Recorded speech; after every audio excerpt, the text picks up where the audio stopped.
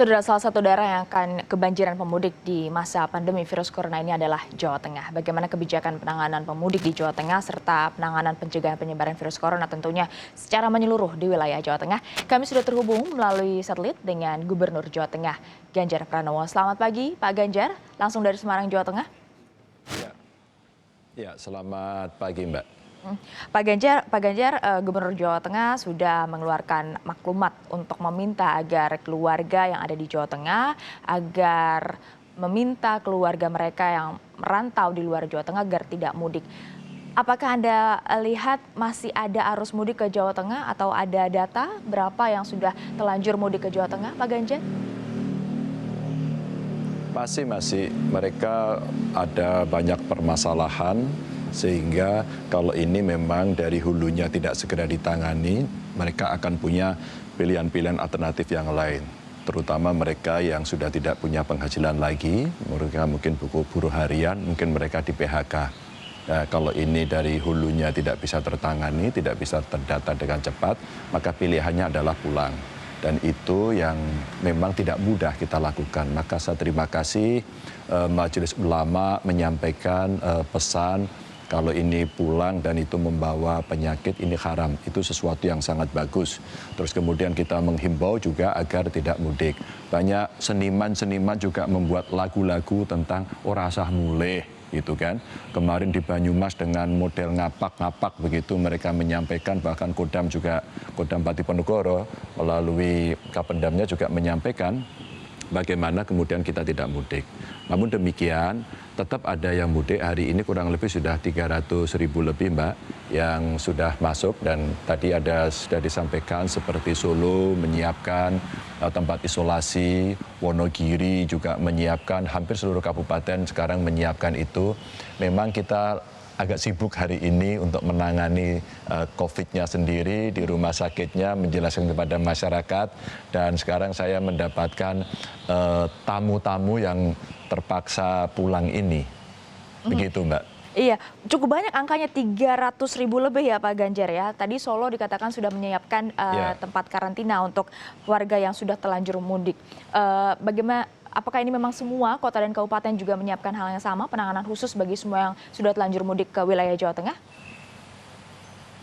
Iya, ada beberapa model mereka di karantina, ada yang seperti Pemkot Solo punya tempat sendiri, ada yang model di beberapa desa, mereka kita dorong, Mbak. Kemarin saya keliling ke beberapa desa, hari ini saya mau cek lagi ke beberapa desa yang lain.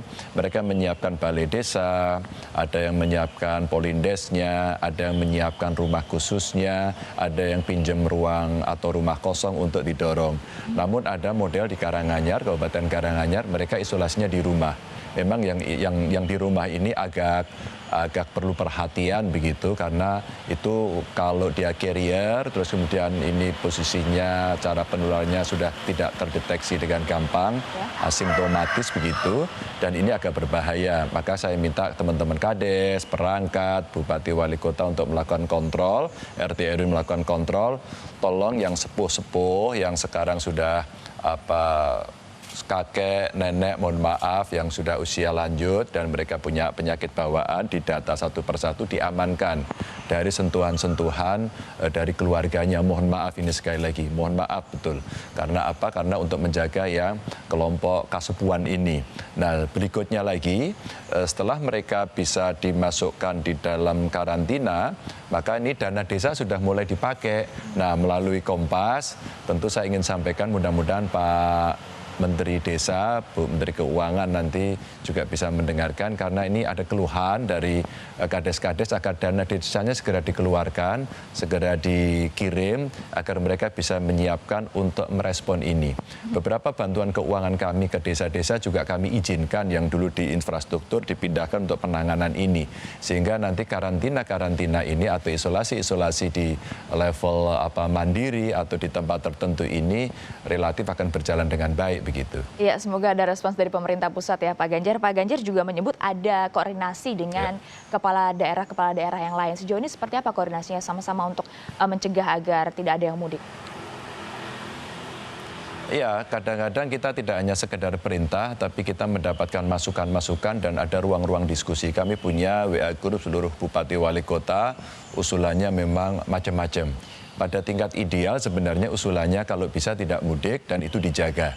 Tapi seandainya kemudian terjadi situasi kondisi darurat mereka mesti mudik, maka kemudian kita mesti menyiapkan tadi itu, protokol-protokol kesehatannya, tempatnya, logistiknya. Yang saya katakan tadi itu, kita harus punya PR dan kreasi inovasi untuk mengelola warga kita. Tentu kita semua pasti sayang sama warga kita kan. Nah, koordinasi inilah Mbak yang kadang-kadang di setiap kabupaten kota punya lokalitas, punya kearifannya. Mereka menyampaikan dengan cara-cara itu yang kita tidak bisa seragam. Kita tidak bisa seragam dari atas sampai dengan bawah. Maka saya berikan keleluasaan itu. Yang penting kendalinya harus lebih kenceng lagi. Nah, inilah kawan-kawan Bupati Wali Kota yang punya inovasi yang bagus-bagus seperti tadi Solo, menyiapkan penjemputan, kamu datang maka disinsentif kepada para pemudik adalah kamu harus isolasi 14 hari. Kemudian kalau mereka tidak pulang, maka Kemensos, kemudian Gubernur DKI sedang menyiapkan pendataan yang ada di Jakarta. Kalau ini bisa dipercepat tentu bagus. Kawan-kawan, mahasiswa, aktivis, terus kemudian para pembuat program kemarin juga menyampaikan pada kami, Pak Ganjar kami buatkan satu program agar mereka bisa self-assessment dengan menggunakan aplikasi. Ini segera mau kita bikin, Mbak.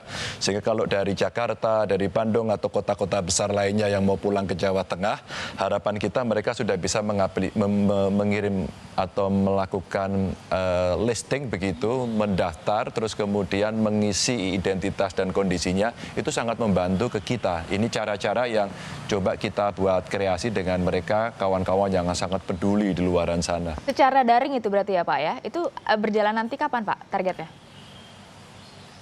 Ya, saya minta dalam 2 hari ini programnya bisa selesai. Sekarang lagi coba, mereka uji coba di Klaten gitu. Sehingga Klaten kan juga banyak ya. Mereka lagi uji coba dulu agar bisa menulis umpama nama, alamat, nomor telepon, nomor KTP dan sebagainya. Apakah kamu batuk, apakah kamu panas, apakah kamu flu hari ini dan seterusnya. Itu ngisi kurang lebih 11 pertanyaan yang relatif cukup gampang begitu. Tinggal tombolnya ditekan-tekan saja. Harapan kita kalau kesadaran masyarakat seperti itu, maka kita akan terbantu. Saya sih ingin menyampaikan apa yang disampaikan oleh Majelis Ulama yang Muslim. Kira-kira begini, kenapa anjuran, kenapa tidak dihukum? Ya, karena kita tidak mungkin menghukum rakyat kita karena soal ini. Kenapa anjuran dan harus ditaati? Ini seperti kewajiban kita, mohon maaf yang khusus Muslim, seperti kewajiban kita puasa. Puasa itu hampir tidak ada di antara kita, polisi puasa itu tidak ada. Ulama-ulama ngajarin sama kita semuanya, itu kontrol diri, kesadaran diri.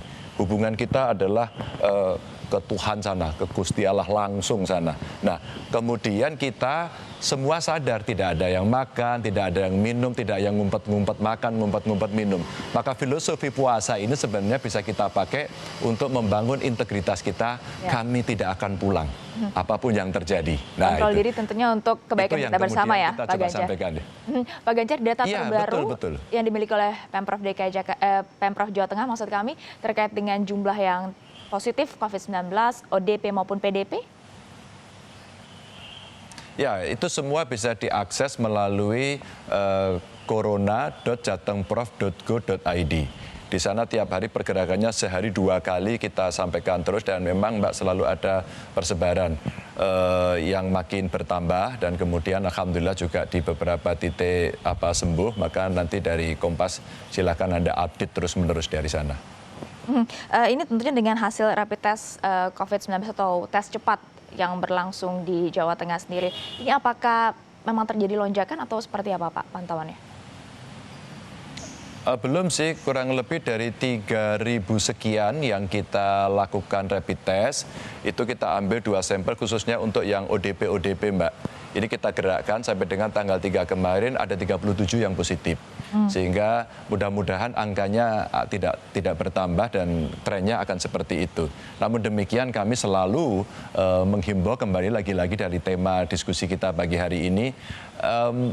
Semua karena arus yang berpindah atau migrasi yang terjadi.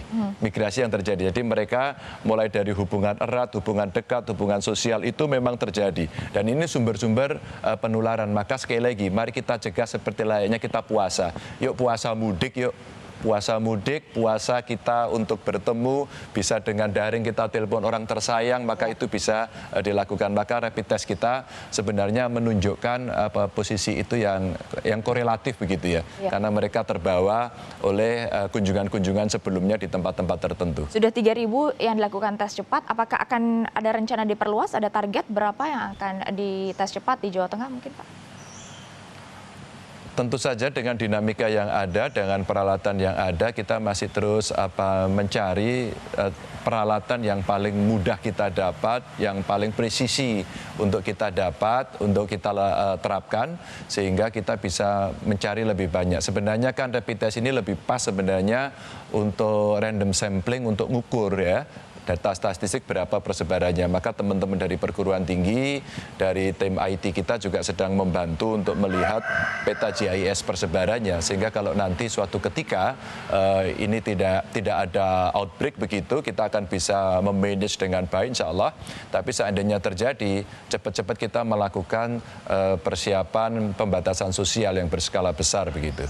Iya, Pak Ganjar, Jawa Tengah termasuk daerah yang cukup tinggi, sangat tinggi untuk mengeluarkan dana untuk penanganan COVID-19 lebih dari 1 triliun. Bisa Anda jelaskan anggaran ini untuk pos-pos apa saja Pak Ganjar? Kami tidak terlalu tinggi sebenarnya dibanding dengan provinsi yang lain. Hanya kami memulai yang pertama. Kenapa saya sampaikan? Karena waktu itu hampir seluruh dana cadangan-cadangan kita untuk penanggulangan kedaruratan pasti sedikit, Mbak. Langsung kami minta kepada kawan-kawan DPRD, kami izin, kami sampaikan pesan dulu sama DPRD untuk kami hitung. Maka 1,4 triliun itu kemudian kita temukan dari hitung-hitungan satu untuk jaring pengaman sosial, kurang lebih 1,8 juta orang. Terus kemudian untuk merescue ekonomi kecil ini. Terus kemudian yang terakhir tentu untuk kesehatan. Ya, kesehatan itu dari rumah sakit, penanganannya yang tadi kita diskusikan di awal. Nah, yang pertama berkait dengan jaring pengaman sosial ini memang relatif lebih tinggi, Mbak. Ini adalah respon pertama kami. Jadi respon khusus untuk proyeksi-proyeksi awal yang kita konversi menjadi rupiah. Maka 1,4 triliun kita dapat. Nah, sekarang kita lagi bicara bagaimana seandainya terjadi skenario kedua. Skenario kedua itu bisa second wave, bisa juga mungkin kondisi yang lebih parah, mudah-mudahan tidak, atau recovery. Maka dengan itu kami lagi menyediakan berikutnya, Mbak. Kita hitung-hitung kurang lebih 3,6 lagi harus kami cari dari anggaran ini. Maka saya terima kasih kawan-kawan ASN, kawan-kawan dari DPRD untuk merelakan itu.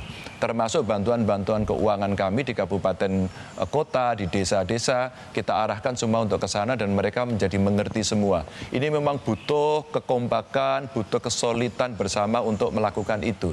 Saya kira kalau provinsi lain karena angka APBD-nya besar-besar, pasti mereka akan mengeluarkan lebih besar lagi. Dan itu sensitivitas di antara para kepala daerah untuk itu.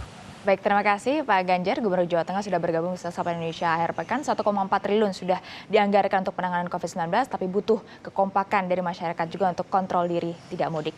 Terima kasih Pak Ganjar.